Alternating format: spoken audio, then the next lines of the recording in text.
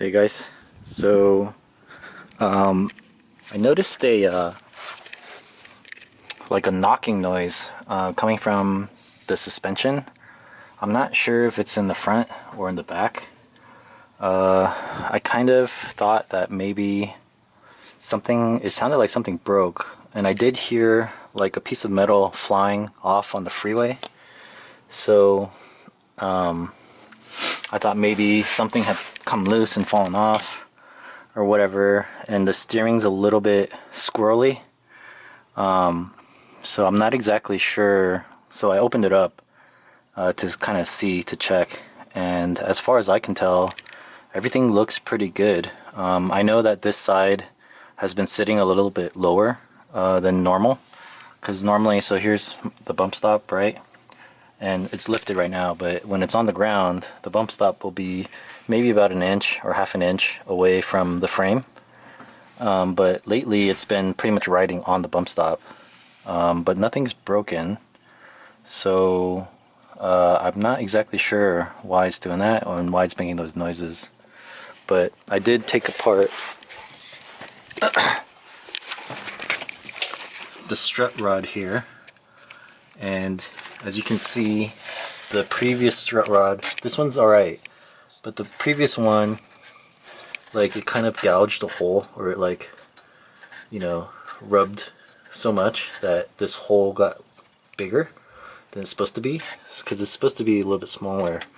So I have a feeling that this is shifting around in there, making the noises, right? Because it's like knocking up against the metal there, where it's not supposed to.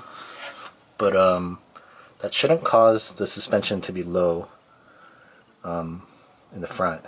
So I'm thinking maybe the spring, since I got it out of the junkyard, is just old and needs to be replaced. So I might just buy some brand new springs for the front and swap those in, and that should be better. And I can get 3500 springs now, since I know that these work.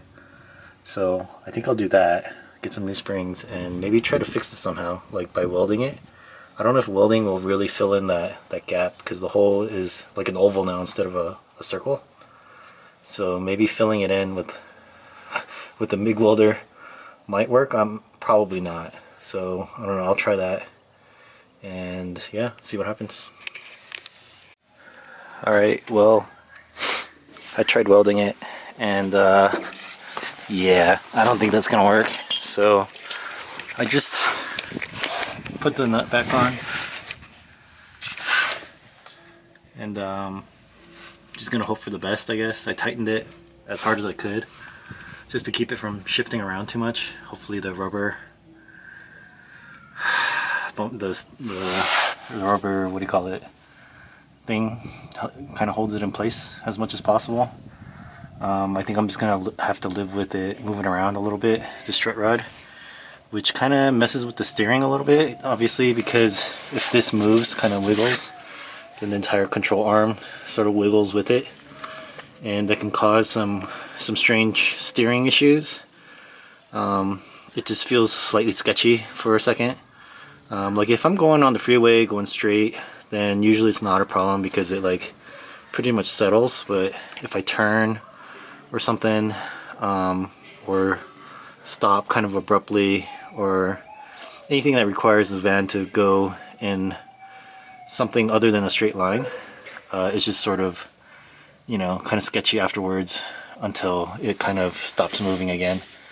So short of replacing this entire, like cutting out this, you know, this brace or whatever, and welding in a new one that doesn't have an enlarged hole, then I think I'm just gonna have to sort of live with it. So yeah, I won't be able to do anything too crazy, crazy maneuvers, you know, can't be outrunning the cops anytime soon, even though I probably have enough power to outrun all the cops ever. But yeah, I probably shouldn't be, because it's not that much movement, so I don't think it would cause like a crazy accident or anything. It might just kind of, you know, I wouldn't like swerve out of control because I'm not going like 100 miles per hour or something in this thing.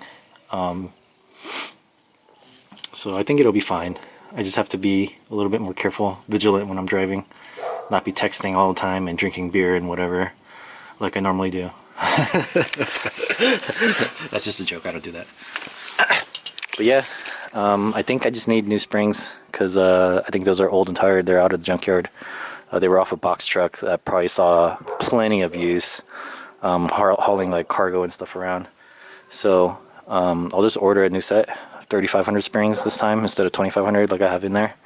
And the new springs should do it. They should help out. So next, what I'm gonna do is I did buy some wheel spacers for the rear tires or the rear wheels. So I'm gonna try to test fit those on since I have, you know, stuff out to do with the suspension anyway, like the jacks and stuff. So I'm just gonna lift the rear up and put the spacers on and see what I can do, because I think I might need to bend the fender a little bit or even cut it perhaps, because I bought 1.5 inch spacers, and right now the sidewall of the tire is pretty much almost flush. I would say it's like half an inch maybe inset from the fender, and so 1.5 inches spaced out, it's gonna like come out to here. The top of the tire is gonna be out here, or the sidewall is gonna be out here. So I'll need to, you know, because right now there's not a lot of clearance, so I'll need to like either bend this, hammer it out, and see if I can maybe try to cup the tire a little bit and tuck it under, or even just take a, you know, like a Sawzall or a cutting wheel and just grind all of this off so that the tire has some movement, some space for movement. So yeah, I'm gonna do that, and then yeah, show you guys the result. I wish I had a baseball bat, because then I could probably just tuck it under here and roll it like old school. You know, I used to old school roll fenders the old school way, or with a phone book. But yeah, let me put the spacer on and see how that looks. Alright, so I got the wheel spacer on there. It's 1.5 inches. I already test fitted the wheel on there, and it sticks out just a little bit, maybe like, I would say maybe 1/2 inch to 1 inch, 3/4 inch maybe. We'll call it 3/4 inch. Split the difference. So yeah, I think I might be able to just hammer it out or roll it. I do have a piece of pipe that I might be able to fit under there, and just try to roll the fender as much as I can, rather than you know, beat it with the hammer, because oh man, it's a lot of work. I'm tired, I'm out of breath. I'm beating on that. I beat on it a little bit. It did come out a little bit, so hopefully that'll be enough to get the pipe under there and roll it and have it do the weight, gravity do the rest of the work, you know what I mean? But yeah, I'm gonna put the wheel on there and lower it down and see how that looks. Alright, the only worry or whatever I would have is that when I go over bumps, depending on how much the tire goes into the fender well, at the edge of the fender would, you know, bump into the sidewall. And I'm also going to be getting new tires soon, because these tires are pretty much shot.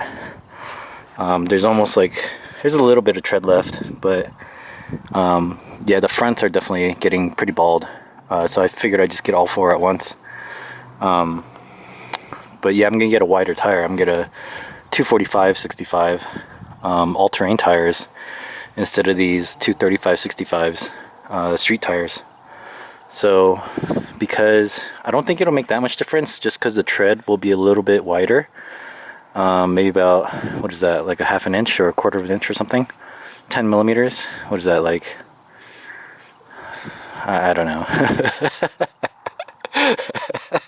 That's 1 centimeter. It's like 1/2 inch. Okay, so the tread will be 1/2 inch wider, but the sidewall will probably still be about in the same area, because these tires are stretched a little bit. 235s, they normally fit on 8.5 or 8 inch or 8.5 inch rims max, but these wheels, not rims, sorry, but these wheels are 9 inches, and so I actually had to help the tire guy get these tires on there by holding them in place while he, you know, shot it full of compressed air to, you know, get them to pop onto the wheel. So but yeah, like the stance is really nice now.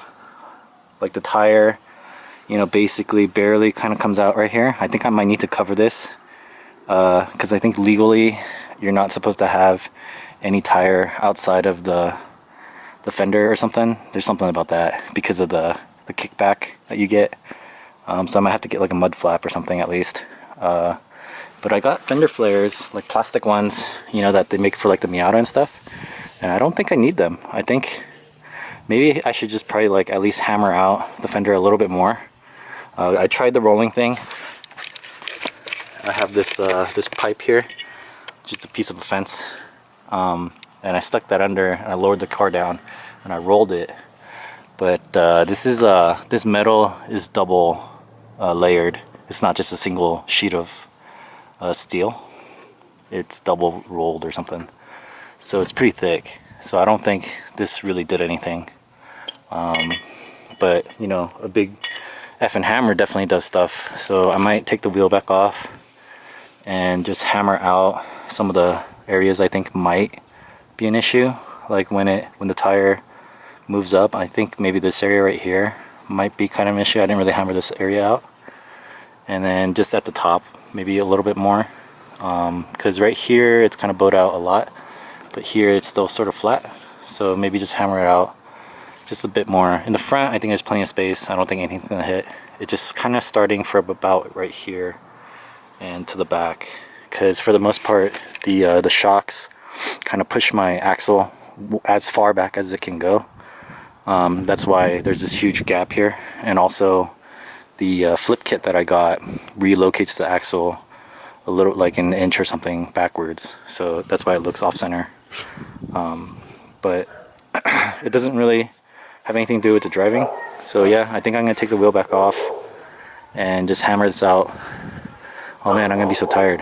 I hammer this out and then do the same thing for the other side. And then the fender flares I have, I might just slap on there later, just for the looks of it. But it doesn't seem like I even need them. I actually kind of like the look of without them. Because yeah, it's a nice stance how the tires sit from the back. It looks like a real truck now. The wheel popping out like that, especially from the back. Like the stance is much better. So I'm pretty happy about that. That was a good 40 bucks or whatever these things were. I think they were like 40 bucks. It's a good deal. So I'm definitely gonna do the other side and yeah, show you the end result. Alright, check it out guys. Yeah, that's nice. I like that. The stance, it stands now.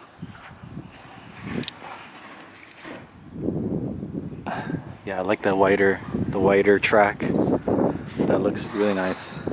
That's probably the best mod I've done so far to this van, because I really like the way that looks. So yeah, I did buy some tape to fix this. I might not do that today, even though I probably could. I still have some time. But man, that hammering really took it out of me.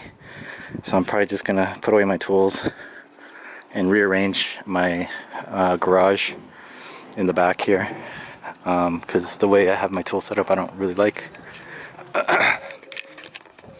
because weight distribution is a little bit of an issue, and right now it's distributed more to the left because the gas tank's on that side as well.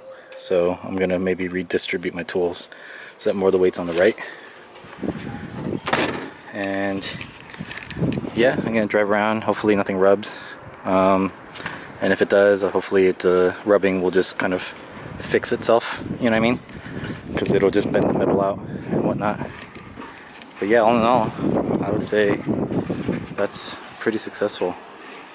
I'm pretty happy with that. It looks like a real truck now, instead of like, it looked kind of like wimpy before, especially in the back. But yeah, that looks pretty tough. So I'm happy with that. Thanks for watching, and until next time.